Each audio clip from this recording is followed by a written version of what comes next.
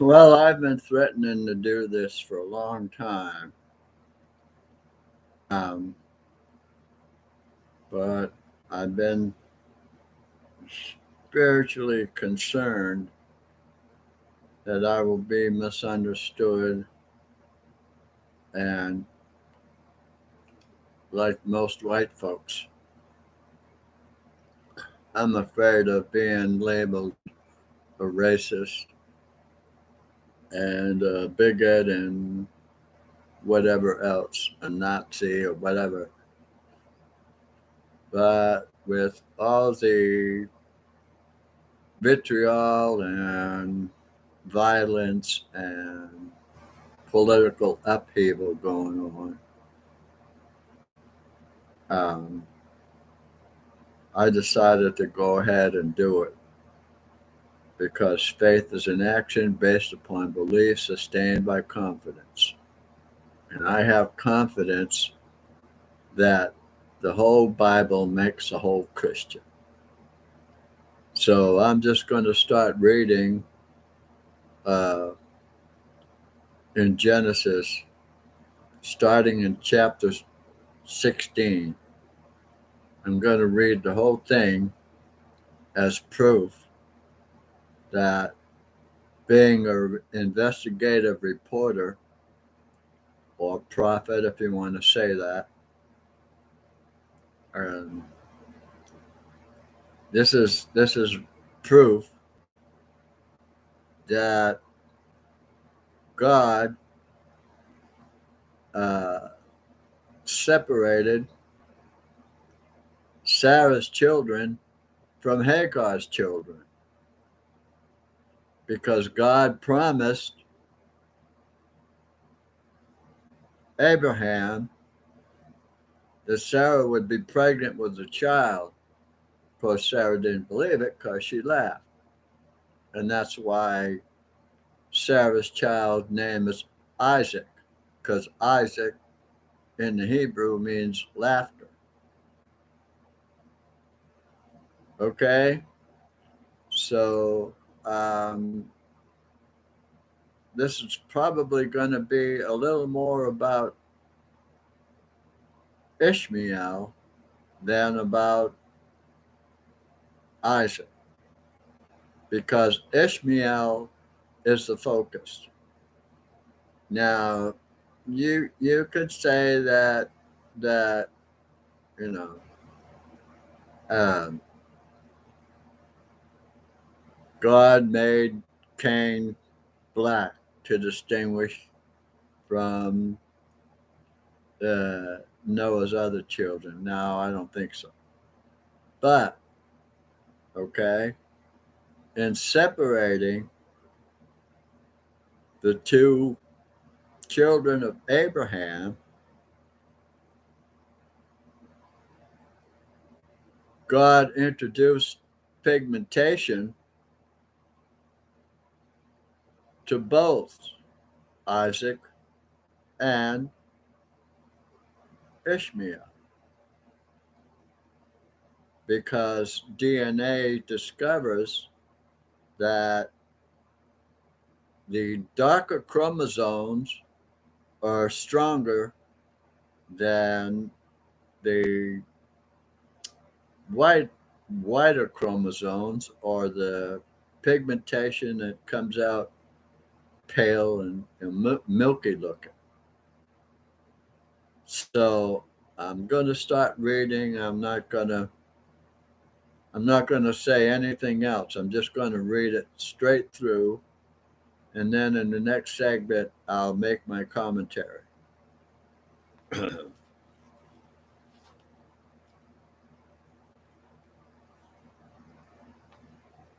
But Sarah, Abraham's wife, now this is Abram, Abram, Abram's wife, had no children. So Sarah took her servant, an Egyptian woman named Hagar, and gave her to Abram so she could bear his children. The Lord has kept me from having any children, Sarah said to Abram. Go and sleep with my servant, Perhaps I can have children through her. And Abram agreed. Yeah, of course. I'd agree too. And Abram agreed. So Sarah, Abram's wife, took Hagar, the Egyptian servant, and gave her to Abram as a wife. Now, this is in parentheses. This happened 10 years after Abram first arrived in the land of Canaan. Man, 10 years from then till what I'm reading about. So Abram slept with Hagar and she became pregnant. When Hagar knew she was pregnant, she began to treat her mistress Sarah with contempt. Then Sarah said to Abram, "It's all your fault. Now the servant of mine is pregnant and she despises me, though I myself gave the privilege of sleeping with her, gave her the privilege of sleeping with you." This is Sarah talking to Abram. "The Lord will make you pay for doing this to me." Abram replied, "Since she is your servant, you may deal with her as you see fit." I mean, Abram just kicked Hagar under the bus, treated her no better than a hooker. "Since she is your servant, you may deal with her as you see fit." So Sarah treated her harshly, and Hagar ran away. I mean, she got hacked. She booked out of there before anything worse could happen. So she ran away. The angels of the Lord found Hagar beside a desert spring along the road to Shur, Shur, Shur. The angel said to her, "Hagar, Sarah's servant, where have you come from and where are you going?"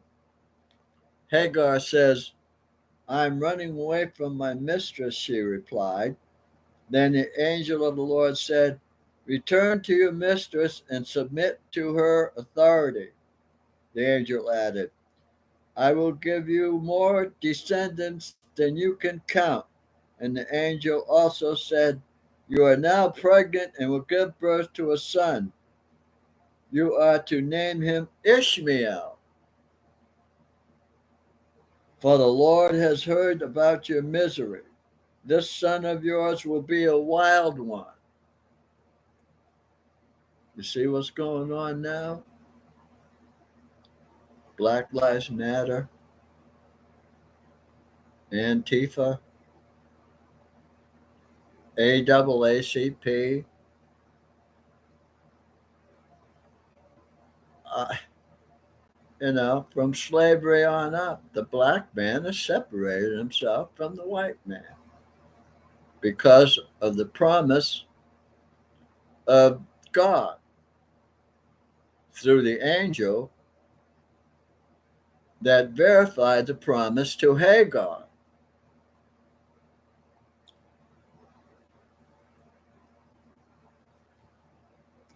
"For the Lord has heard about your misery. This son of yours will be a wild one, free and untamed as a wild donkey. He will be against everyone, and everyone will be against him. Yes, he will live at odds with the rest of his brothers."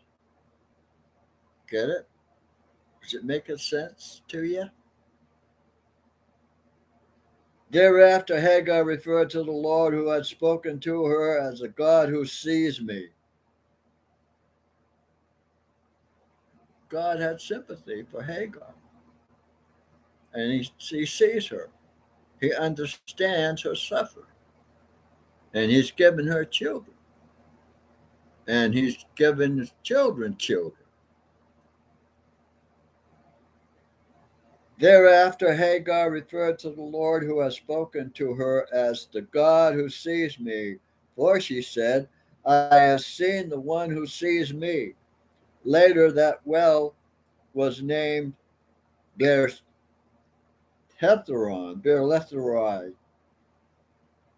and it can still be found between Kadesh and Berea. So Hagar gave Abram a son, and Abram named him Ishmael. Abram was 86 years old at that time. Well, if if if like Abram's son Isaac, okay, is going to have many children, and they'll become strong, and they will be as the stars in the heavens. And God changed Abram's name to Abraham, the father of many. The promise to Hagar concerning her son is the same thing, but he'll be different. He'll be a wild ass man that needs his neck broke. That's the way the Bible describes mankind. So I'm going to sign off now.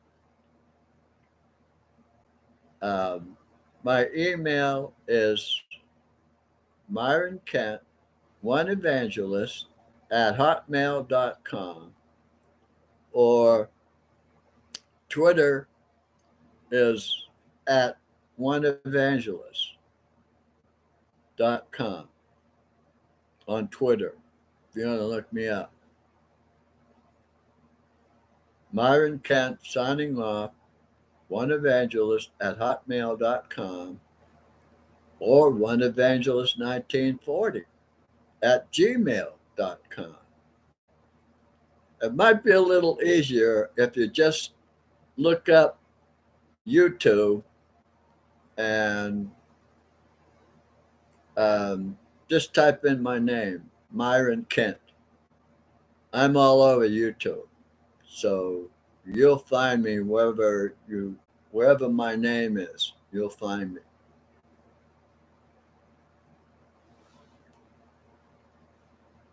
Thank you for your support. Thus endeth the lesson.